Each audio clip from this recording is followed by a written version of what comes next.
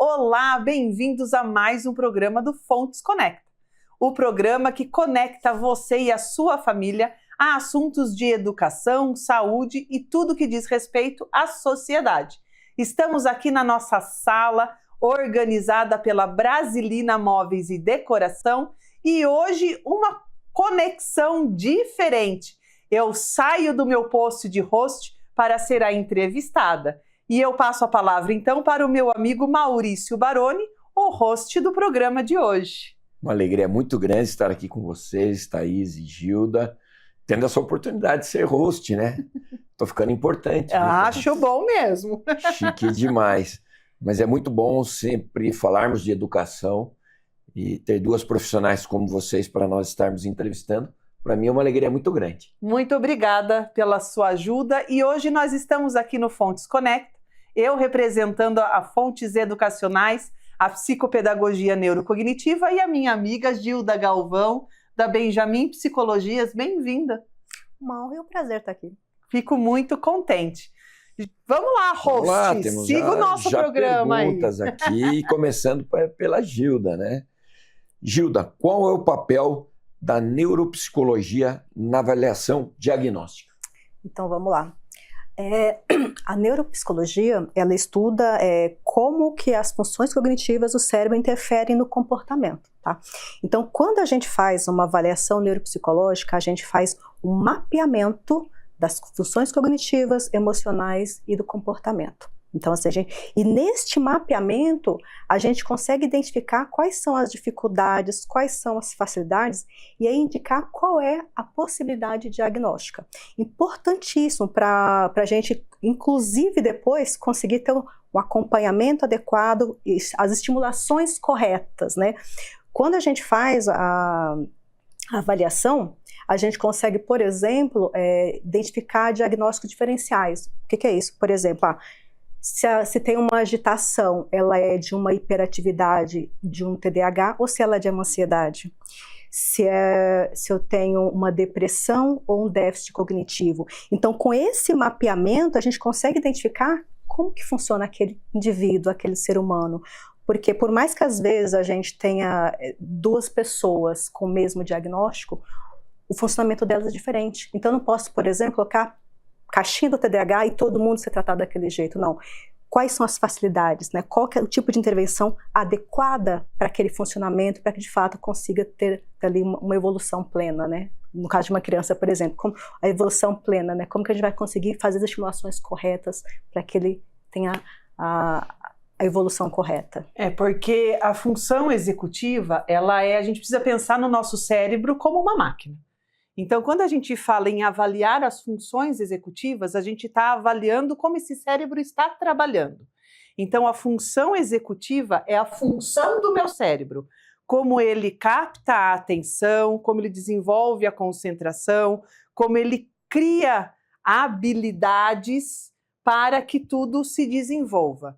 E quando a neuropsicóloga faz essa avaliação, tendo uma resposta, um diagnóstico, entra o estímulo cognitivo, que são os estímulos, né, paralelos, multidisciplinares, que vai ampliar a função desse cérebro. Então é por isso que são os neuropsicólogos que precisam fazer essa função aí avaliativa. Isso aí, detalhando um pouquinho mais. Então, quando eu estou falando em funções cognitivas, o que eu estou avaliando? Inteligência, memória, atenção. Em funções cognitivas, basicamente, comportamento para meta. Então, é planejamento, resolução de problemas, memória operacional e emoção. Por que é importante? Porque a gente sabe que o dia que eu não estou bem, nada funciona. Se imagina tiver ali uma questão emocional impactando. Então, no diagnóstico diferencial é importante, porque às vezes pode estar achando que é uma desatenção e existe, na verdade, uma depressão. Né? Então, a emoção interferindo no aprendizado, né? ou no funcionamento, no dia a dia. Né? Então, por isso que é importante fazer. E sim, como que faz a avaliação? Existem fontes fundamentais e fontes complementares. Então, fontes fundamentais são os testes psicológicos que só o psicólogo pode usar, que são formatados, padronizados, não é teste de Google. E tem os testes, as complementares, né, que são instrumentos que vários outros profissionais também podem utilizar. Então tem fono, tem tem de psicopedagogo, tem, por exemplo, um Protea. O Protea é um que todos os profissionais podem utilizar, né? Não é só como que a pessoa faz o resultado do teste, mas é como que ela responde também ao teste, né? Como que as percepções, o olhar clínico, né, de como ela está executando, como que é essa pessoa em outros ambientes também. Então, assim, avaliar o resultado do teste. Por exemplo, se tem uma criança, tem a questão, os pais vão preencher algumas escalas, a escola também vai me fornecer algumas escalas. Então, é todo o conjunto. Então, faz todo esse mapeamento para poder entender como que está o funcionamento, onde tem déficits, onde tem facilidades que eu posso usar essas facilidades para poder tentar regular os déficits. Muito bom. Vamos lá, Thaís. Qual o motivo da psicopedagogia fazer parte desta avaliação? Então, quando a gente pensa num transtorno do neurodesenvolvimento que envolve a criança ou o adolescente ainda em ambiente escolar, é muito importante o processo da psicopedagogia. A gente precisa deixar assim muito claro para a população que o psicopedagogo, o neuropsicopedagogo, não lauda. É uma questão assim muito importante que precisa ser frisada. O psicopedagogo, o neuropsicopedagogo, ele vai levantar hipóteses para que esse processo diagnóstico seja identificado. Então a criança chegou para mim, encaminhado da escola. Ele está com dificuldade. O que eu vou fazer? Eu vou fazer um processo observativo, avaliativo desta criança. Mas vamos lá, a criança gosta de ir para a escola? A criança gosta da professora? A criança sofre bullying? Já é um paramento de que muitas vezes essa criança é muito ansiosa, tem dor de barriga, dor de cabeça, não quer ir. Então, nesse paramento emocional, eu não posso levantar hipótese. Eu preciso encaminhar para o psicólogo. Se eu percebo que é uma dificuldade de escrita, se a criança quer escrever, mas está falando da boneca, do passarinho que passou lá fora, e eu já percebo que é um déficit de atenção, eu tenho testes que são habilitados para a psicopedagogia levantar tópicos de hipótese. Mas eu precisarei encaminhar para a neuropsicóloga. Por quê? Porque o teste psicopedagógico, ele vai avaliar questões escola-aprendizagem. O teste neuropsicológico, ele vai avaliar escola, família, aprendizagem e a emoção. Então, tem conceitos que eu não posso passar por cima. Então, chegou uma criança para mim com hipótese escolar de déficit de atenção. Eu vou aplicar protocolos pedagógicos e já vou acionar um neuropsicólogo.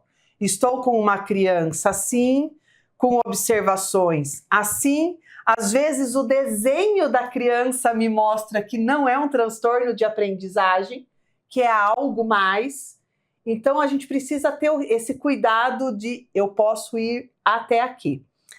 Então a escola vai encaminhar para o psicopedagogo, eu vou ver, lê bem, escreve bem, sabe fazer um texto, a grosso modo, né?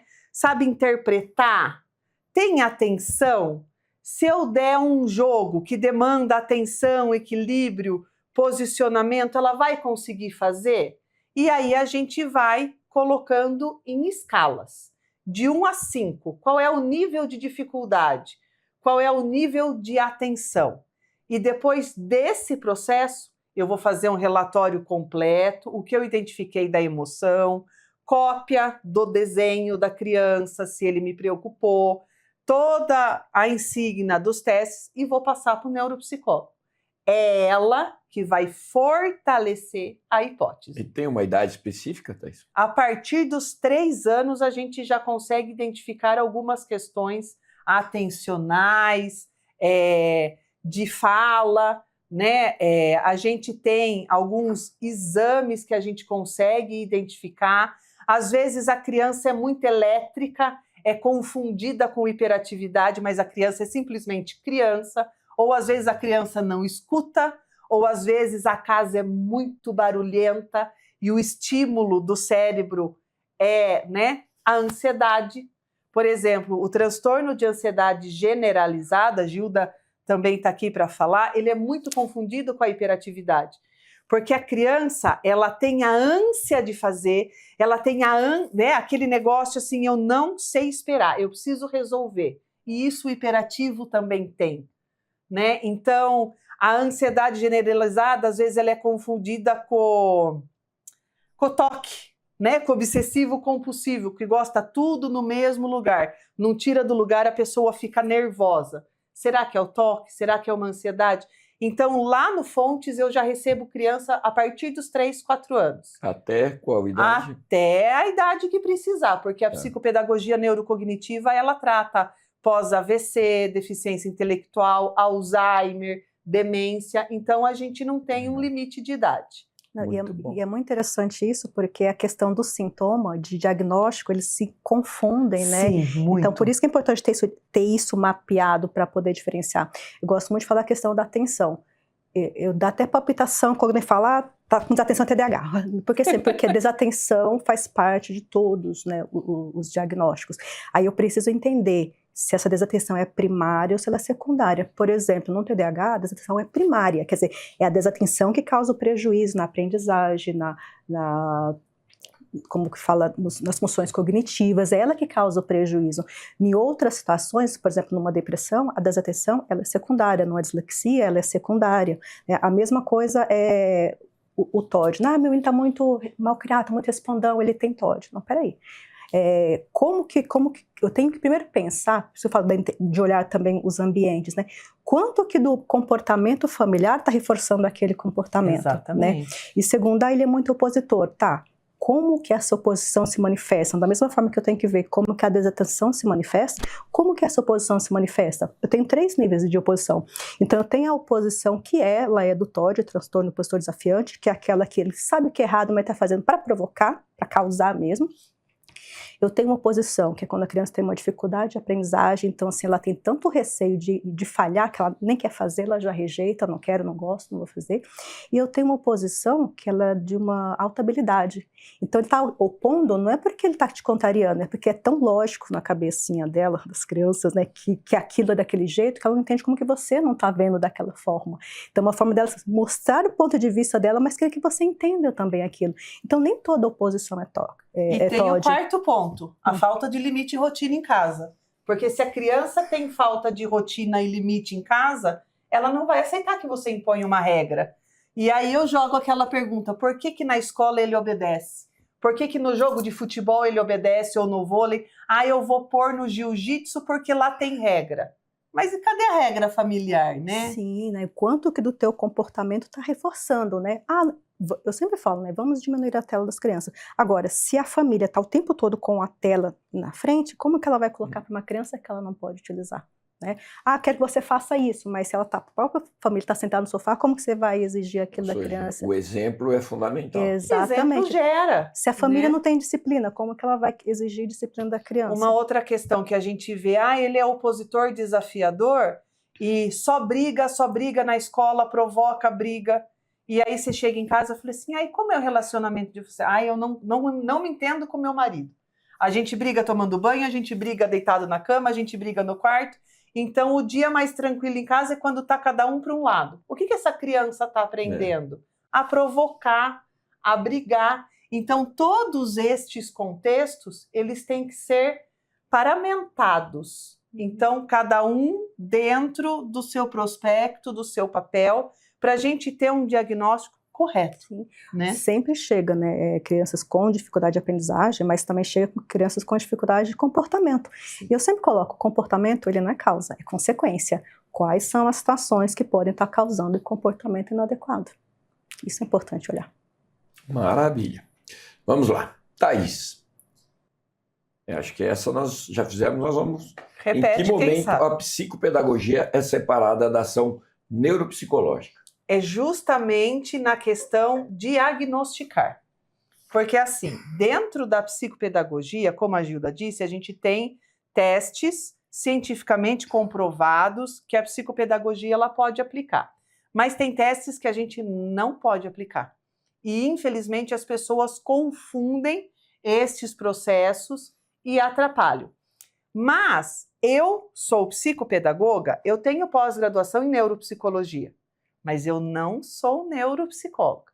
Para ser neuropsicóloga, eu preciso fazer a faculdade de psicologia, ter um registro, fazer a especialização em neuropsicologia e passar por uma prova avaliativa de um registro. Então, às vezes, as pessoas confundem os papéis e as vertentes. Por quê? Ser psicopedagoga neurocognitiva é ter um papel de ensinar o cérebro a reaprender a aprender. Isso não quer dizer que eu posso diagnosticar.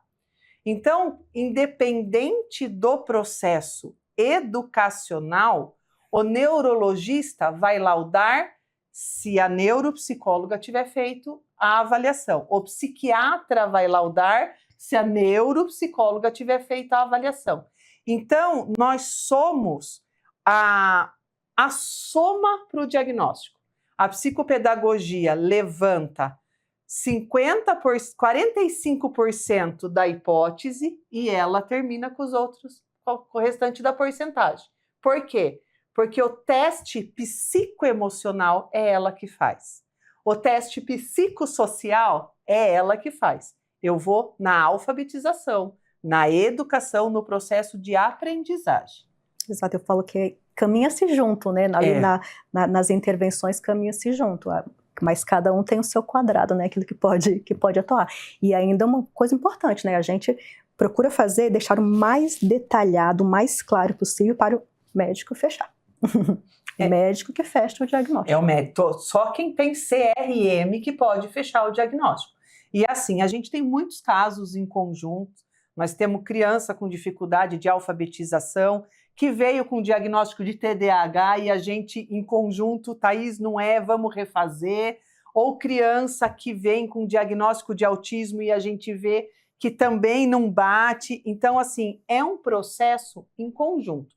Assim como eu trabalho com outras profissionais, mas a gente tem essa liberdade e é isso que precisa, porque nós estamos trabalhando com vidas, né? Então, semana passada nós tivemos um caso que eu atendi uma adolescente e o desenho da adolescente falou assim para mim, não é a sua área.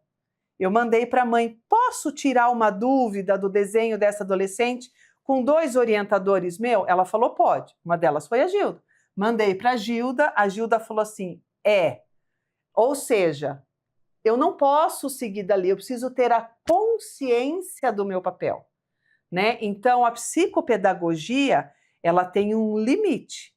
Passou desse limite, cuidado, porque você está mexendo com vidas.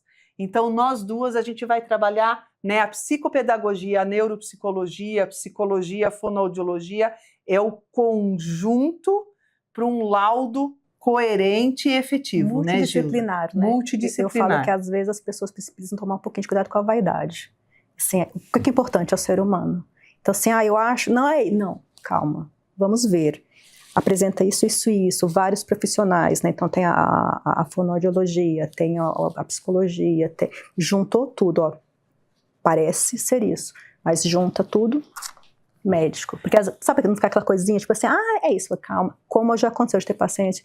E assim, a gente tem que ter muita ética, até quando você recebe um quadro para ter estimulação cognitiva, eu não concordar com o quadro, mas eu não estou para concordar, eu estou ali para cuidar daquele déficit. Então, assim, olha, como foi alguns casos que a gente recebeu, com tal hipótese, então, vamos montar o protocolo de estimulação, vamos estimular, e aí na reavaliação a gente vê se realmente era isso ou se é esse outro caminho. O que é importante é o ser humano, como que a gente vai cuidar para que ele tenha um bom desempenho. Porque existe um transtorno do neurodesenvolvimento que se chama disgrafia, que é a criança que escreve fora da linha. Você já viu? Criança que escreve fora da linha, escreve tudo torto. Mas a disgrafia, ela tem outros leques. Pode ser problema de visão, por isso que ela escreve fora da linha. Pode ser problema de coordenação motora, por isso que ela escreve fora da linha. E pode ser um transtorno do neurodesenvolvimento. Então, eu não posso simplesmente só depender do neuropsicólogo. Se ela está escrevendo fora da linha, eu preciso do exame oftalmo de optometria, que é raríssimo encontrar, não são todos que fazem. Por quê? Porque é o campo de visão. Às vezes a criança tem uma dificuldade e ela escreve assim, como se tivesse um cabrestinho. Então precisa desse campo de visão. Então ela não enxerga a lousa por inteiro, ela não vai escrever no caderno por inteiro. Então a linha também está desencontrada. Às vezes eu preciso da psicomotricidade ou da terapeuta ocupacional para treinar a coordenação motora fina da criança. A psicopedagogia treina, mas não é tão eficaz como um profissional. Às vezes precisa daquela... Eles fazem o suporte do bracinho, esqueci o nome, deu branco agora, né? É uma talinha que usa com o encaixe da mãozinha, precisa desse processo. Passou pelo oftalmo, não deu nada. Passou pelo TO, teve o treino manual, ainda está fora da linha? Vai para o neuropsicólogo, não é só psicopedagoga. Legal. Bom, Gilda, após ter o laudo, o que se deve seguir? Você tem o laudo, e aí? Eu falo que é tão importante quanto o laudo que vem depois. Muitas vezes acontece assim, laudou, fulano é assim porque ele tem isso, fulano é assim porque ele tem aquilo. Não é esse o propósito. Não é colocar muleta, ele se comporta assim por conta disso. Não. É a partir daquele momento, o que a gente vai fazer a respeito, né? Quais são as intervenções que elas são adequadas para poder estimular. Eu sempre coloco até que na primeira avaliação ela é só hipótese, tá? Por quê? Porque são vários profissionais, têm déficit em várias áreas. Aí fizemos todas as estimulações, reavaliamos. Na reavaliação, se coisas do quadro já foram eliminadas, então não era aquela hipótese, era só uma dificuldade. Então, assim, quais são as intervenções que eu vou fazer a partir daquilo que serão importantes para o desenvolvimento?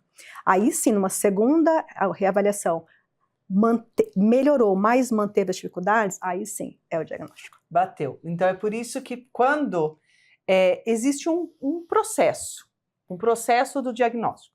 Então, a escola identificou, mandou para a psicopedagoga vai fazer os galhos da árvore, né?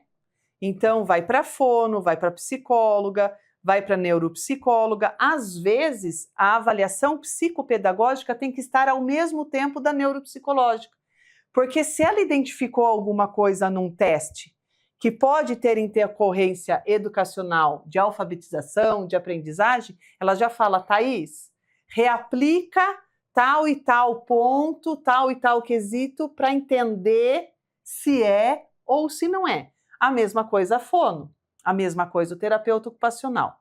Chegou lá, ela está com todos os documentos, todos os relatórios, ela levantou a hipótese diagnóstica, ela vai encaminhar para neuropediatra, para o neurologista. É o neurologista que vai diagnosticar, laudar, CRM, papapá, e ele vai escrever lá. Deve-se continuar com terapia emocional, psicológica, psicopedagogo e fono. Vai precisar de medicação. O neuropediatra, neurologista, vai fazer um link com quem? Com o psiquiatra. Porque o psiquiatra vai ver o controle dessa medicação. Em que momento teve crise? Crise de ansiedade, crise de pânico, se for uma criança dentro do espectro, né? Uma crise do espectro. Então, são todos esses processos. Mas precisa ter um cuidado aí. A mãe tem o laudo e não cumpriu com o que esse laudo está pedindo, ela pode ser denunciada para o Conselho Tutelar. Porque a escola vai fazer a adaptação, vai seguir a legislação, mas a mãe tem que seguir também. E tem muito abandono de suporte por conta da falta de conhecimento, né, Gilda? Sabe que até a escola vai trabalhar dentro daquilo que é legal, dentro daquilo que eles podem fazer. Então, por exemplo, tempo maior para a prova ou um professor ledor. Nem sempre vai precisar das duas coisas, né? Que, de acordo com a necessidade daquela criança, o que vai precisar ser feito. Mas não é só. Então, por exemplo, para, às vezes, alcançar ali o desenvolvimento, né? Chegar a alcançar os outros, vai precisar ali do suporte psicopedagógico. Então, assim, tem que fazer as outras coisas. Vai precisar passar por um fonoaudiólogo para ver tanto o transtorno auditivo central ou se tem alguma outra questão. Então, tudo tem que ser feito, né, para que realmente aconteça. Só o laudo, você vai ter só papel. Quer dizer, usou o nosso tempo, o nosso conhecimento e não fez. Porque assim, se eu levanto uma hipótese de dislexia, que é uma criança que tem dificuldade de leitura e escrita, ainda troca as palavras, lê pausado, né? Mando para ela, ela vai falar assim para mim, Thaís, tem aí uma característica de dislexia. Não é o neuropediatra que vai laudar, é a fono. É a fono.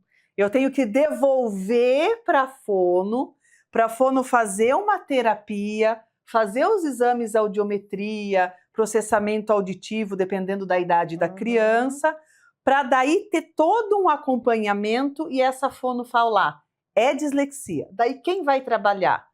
É o mesmo trio junto com a escola. O emocional, o pedagógico e a fala errada.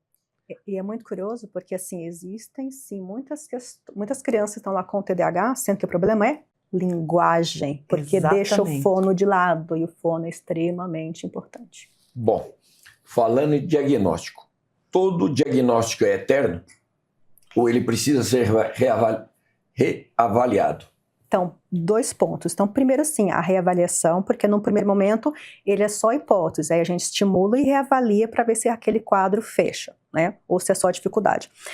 Agora, fechou realmente o quadro, ele vai ter cura? Não. Vamos pensar no TDAH, nas questões neurodivergências. São condições neurológicas, não vão ter cura, mas o reavaliar justamente vai mostrar o quanto que evoluiu, né? Quais estratégias deram certo, quais outras intervenções que serão necessárias. Então, essa reavaliação de tempos em tempos, ela é importante. Por isso que precisa passar por todo o suporte, porque quando eu faço uma avaliação educacional, e vou passar para esse médico, para esse profissional que está me solicitando. Quando ele devolver para mim, eu vou falar para a mãe, ele está pedindo 6 meses, então a gente vai fazer um comparativo. Agora a mãe fala assim, não vou fazer, não vou investir, acho que é bobagem. E aí volta no médico, por que não evoluiu aqui? O que faltou aqui? Ou às vezes, que é o que muito acontece, a criança tem o diagnóstico, vai na psicologia, vai no TO, vem para a psicopedagoga, passou a semana de prova, passou de ano, tudo lindo. Tchau, não preciso mais.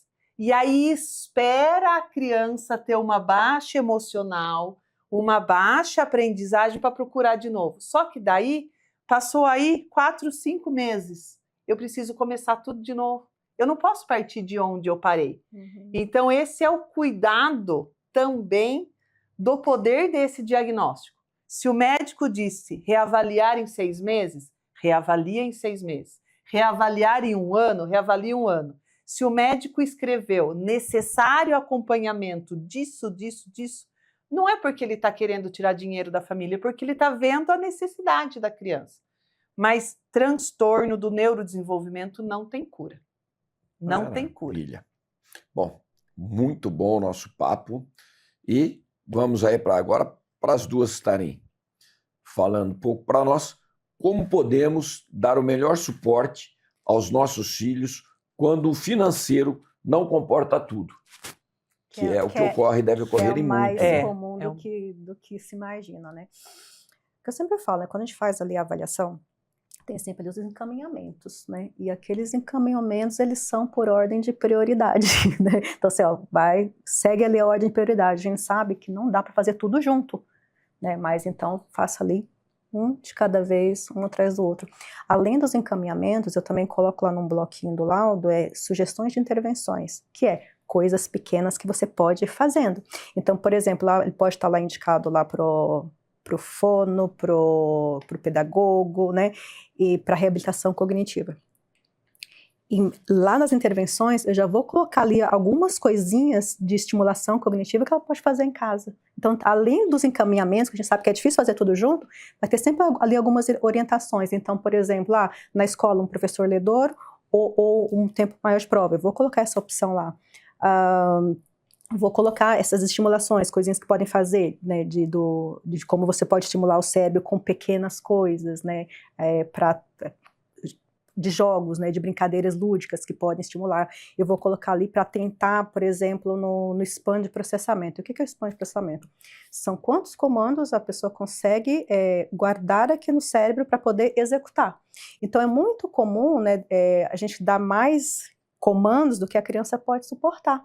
Então, por exemplo, uma criança que ela tem um span de 3 e eu der 5, ela já se perdeu. Então, os comandos têm que ser claros e objetivos. Então, você fala assim, Joãozinho vai no seu quarto, pega o material, desce aqui, senta na mesa e faça a lição. Eu dei 5 comandos. Parece que é uma coisa só, mas foram 5. Se ele tem um span de 3, ele já se perdeu.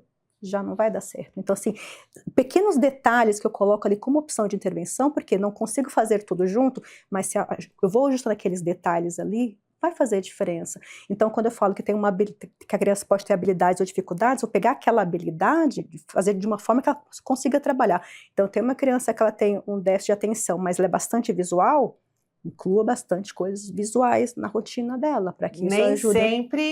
Nem sempre as telas, né? Precisa tomar cuidado com essa questão visual, né? Porque não é a tela que é o visual. Às vezes é um livro de história, às vezes é um desenho, às vezes é uma pintura, compra lá a telinha, tinta, deixa a criança, né, a massinha. E assim, quando o pai vem para mim, né, faz a entrevista, a primeira coisa que eu pergunto, você quer uma avaliação ou você quer o acompanhamento? Porque tem a diferença de preço. E a gente tem o atendimento social, né? Eu, por exemplo, faço atendimento social. Se é uma família de classe baixa, de baixa renda, que não conseguiu uma vaga na prefeitura ou no SUS, e aquela criança necessita se alfabetizar, a gente tem a possibilidade de fazer o atendimento social. Existem as parcerias de atendimento social. Agora, se a mãe chega para mim e fala assim, Thaís, eu não consigo te pagar. Até quanto você consegue me pagar? Tem essa abertura, desde que o pai identifique a importância desse processo. Agora, os municípios têm fonoaudiólogos, os municípios têm terapeuta ocupacional, tem psicopedagogo, mas a demanda é muito grande, você sabe disso. A demanda é muito grande para se agregar todos. Então, no caso de um déficit escolar, a psicopedagogia não pode ficar de fora. Num déficit de fala, a fonoaudiologia não pode ficar de fora. Num déficit, numa criança que tem o espectro autista, que tem uma dificuldade de socialização, ela precisa da psicóloga. Então, é ter a consciência de chegar para esse médico, para esse profissional que está atendendo a criança e falar assim, qual é o ponto principal que eu posso pagar hoje? É esse. E seguir o plano. Porque, às vezes, a criança precisa do psicopedagogo, mas consegue desenvolver uma habilidade, uma estratégia de leitura escrita que eu posso encerrar o meu encaminhamento para ir para o emocional. Ou que eu posso encerrar o meu encaminhamento para ir para o fonoaudiológico. Eu não vou amarrar essa família. A criança já está escrevendo, já está lendo, precisa de um outro suporte, por que eu vou ficar segurando? Então, é ter a consciência, né, Gilda, de conversar com esses profissionais e falar, posso tanto, o que a gente consegue, quem é o principal, né? Muito bom. Bom, gente, chegamos aí no final, muito bom o bate-papo com vocês, viu? Para mim é uma experiência muito bacana. Né? Depois do Fala Barone é a primeira vez que eu... e tiramos o Barone do prumo. E é sempre bom ter um aprendizado. Parabéns. Obrigada. Fontes Conecta. É o Fontes Conecta, é isso aí. Educação, saúde e sociedade. Assuntos para toda a sociedade. Muito bom. Né? E é isso, gente. A gente precisa entender que a psicologia, a neuropsicologia, a psicanálise, a psicopedagogia não vem para rotular. A gente precisa entender que o transtorno do neurodesenvolvimento, ele é um transtorno, mas ele pode ser trabalhado, ele pode ser bem desenvolvido, e é o que eu disse, é um reaprender a aprender. A gente vai criar estratégias, a gente vai desenvolver novas habilidades, resgatar algumas antigas, para que essa criança, para que esse adolescente se desenvolva, se neurodesenvolva. E um ponto importantíssimo, se a criança não está feliz na escola, ela não vai aprender. Ela vai ter dificuldades e a gente faz muita reunião com escolas, né, Gilda? A gente está sempre muito presente, cobra os pais das reuniões, porque a gente precisa dessa parceria para fazer acontecer. Eu sempre falo, né, que até no processo psicológico da criança, ele não acontece não é só no consultório, né?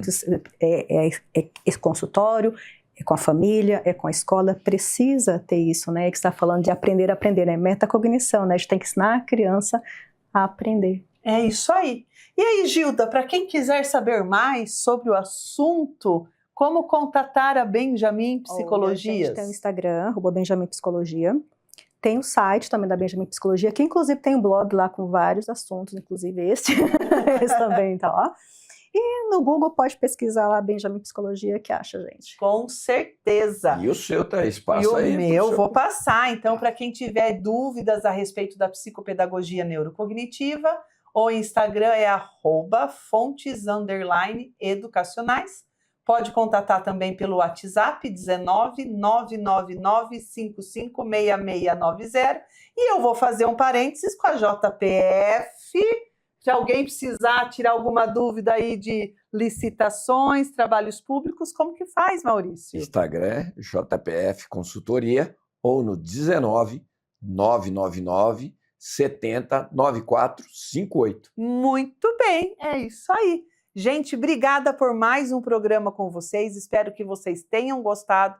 E se quiserem saber sobre mais algum assunto, sobre educação, saúde mental, sociedade, ou um outro papo sobre algum transtorno em específico, manda um e-mail para a gente, manda um zap, que nós estamos aqui de portas abertas para receber a sua sugestão e fazer um programa para você. Obrigada pela presença. Até o próximo.